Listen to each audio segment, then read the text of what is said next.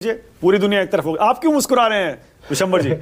मैं इसलिए मुस्कुरा रहा हूँ मानक कि बड़ी असमंजस की बात है कि एक देश जिससे हमने 2-3 टेक्नोलॉजी ली है वो तो हमारा इतना प्रिय हो गया, और एक देश ने 60 साल से 90% आपका एयर पावर, मिलिट्री की टैंक, AICV, रशिया आपका खड़ा हुआ दोस्त है। और कल मैंने आपके इस पे एक सवाल पूछा था, भाई मुझे एक कोई भी आदमी एक मेल, एक सिंपैथी, एक मैसेज दिखा दे इजराइल का, आपने रिसर्च करवानी थी ना, या अमेरिका का जिसने गालवान में क्रिटिसाइज किया हो चाइना को और हमारी सपोर्ट में आया, मुझे एक दिखा दो, मैं मान जाऊंगा। देखिए ये सब कहने की बातें हैं। इजराइल का और चाइना का $20 बिलियन का ट्रेड है, हमारा और इजराइल का तो शायद 6-7 बिलियन भी नहीं है। जितनी टेक्नोलॉजी, जितने 4-5 हमने लिए, मैं गिन सकता हूं। मैं एक ही एग्जांपल दूंगा, हमारे टैंक के लिए फायर कंट्रोल सिस्टम लिया था हमने इजराइल से, वो भी भगवान जाने क्यों, लेकिन उसकी कीमत और फायर कंट्रोल सिस्टम जो T90 पे है उसकी डबल दी कॉस्ट है। ये मैं लिख के दे सकता हूं। तो ऐसा कुछ नहीं है, वो ट्रेडर्स हैं, ट्रेड करते हैं, उनका पूरा स्ट्रेटेजिक ट्रेड हमारे साथ इसी तरह से। हमारा एक्चुअल में फ्रेंड जो था रशिया था, अगर आपने उससे तेल बंद कर दिया क्योंकि इसके दूर तक जाएगी जो लोग, जब आप उसकी क्रिटिकल स्टेट में आप पब्लिकली ये कह देते हो कि हम आपसे अब तेल नहीं लेंगे बिकॉज अमेरिका ने कहा आप तेल नहीं लोगे। आप रशिया के जो थिंक टैंक्स वगैरह है ना, मैं पीपल टू पीपल, पर रशिया वाला एंगल आप यहां क्यों डाल रहे हैं? मैं इसलिए डाल रहा हूं कि जब आप कहते हो, मैं इसलिए डाल रहा हूं, सॉरी, मैं इसलिए लाया कि दुनिया में आज बात इस बात की नहीं है कि आपने किसके पक्ष में हो, किसके विपक्ष में हो। बात इस बात की है, जिन मूल मूल्यों पर दुनिया चल रही है, जिन मूल सिद्धांतों पर दुनिया चल रही है, जो इंटरनेशनल लॉ पे दुनिया चल रही है, उसका हिफाजत कौन करेगा? भारत जैसे देश नहीं करेंगे तो कौन करेगा? अगर ऐसे टाइम पे जब ट्रंपिज्म चल रहा है दुनिया के अंदर, जब अपनी तानाशाही चला रहा है वो, अगर कोई भी खड़ा होके, क्या ये ठीक है ईरान के ऊपर युद्ध करना? मैं Ayatollah Khomeini as a head of state है तो मैं समझता हूं कंडोलेंस मैसेज बनता है, वो कंट्री टू कंट्री है।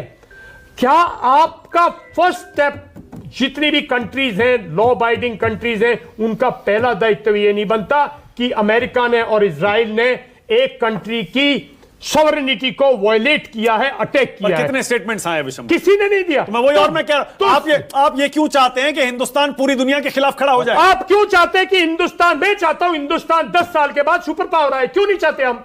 अगर आपको कहीं उभरना है तो कहीं ठीक टाइम पे स्टैंड लेना पड़ेगा ना। गांव में अगर पहलवान बनना है तो घर में प्रैक्टिस करने से नहीं बनते भाई साहब। सर आपको मैदान में जाके कुछ चीजें, आप लड़ाई लड़ रहे थे। अगर हम ईरान के खिलाफ स्टैंड लेंगे, सर एक सेकंड, अगर हम ईरान के पक्ष में समर्थन स्टैंड लेंगे, मतलब हम चाइना और रशिया के खिलाफ के समर्थन में खुद आ गए। इंटरनेशनल लॉ, अब इजराइल, अमेरिका, पूरा यूरोप, सारे खाड़ी देश, हम उनके खिलाफ खड़े हो गए। किसने कहा आप किसके खिलाफ हो गए? आप सोचते हो, आपका गिल्ट सोच रहा है, आप लोग छोटी सोच में सोच रहे हो। जो भारत, भाई साहब आप क्या सोच रहे हो, मतलब कि इन छोटी चीजों से सारी दुनिया, जो इंटरनेशनल लॉ है, मैं तो UN के चार्टर की बात कर रहा हूं यार।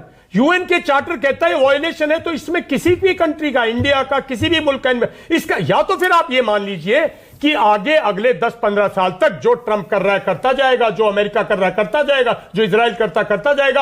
आप उस ब्लॉक में नहीं आ सकते, आप सुपर पावर नहीं बन सकते, आप दुनिया के नेता नहीं बन सकते। मेरा मानना यह है कि इंडिया आज ऐसी स्थिति में है कि वो आज उस चीज से उभर सकता है, आज नॉन अलाइंस से उभर सकता है, आज न्यूट्रलिटी से उभर सकता है। India only country with stable government, only country with stable economy, only country with stable democracy today. कोई कुछ भी कहता रहे, आज हमने पिछले 3 इलेक्शन में साहब देश ने भर के वोट दिए, स्टेबल गवर्नमेंट है, किसी में भी नहीं है, अमेरिका में भी नहीं है। विशंबर जी एक सेकंड, देखिए आप ठीक है, यू मेकिंग योर पॉइंट्स, लेकिन आप खुद बताइए ना, इस समय ईरान और इजराइल अमेरिका युद्ध के मसले पर सिर्फ 3 या 4 देश ही हैं जो ईरान के साथ खड़े हैं। मैं सर एक सेकंड, लेट मी कंप्लीट। 3 या 4 देश हैं जो ईरान के साथ खड़े हैं, बाकी सारी दुनिया इधर है, सारी की सारी। हमें ईरान के पक्ष में और उन 3-4 देशों के साथ और पूरी दुनिया के खिलाफ खड़े होकर क्या मिलेगा?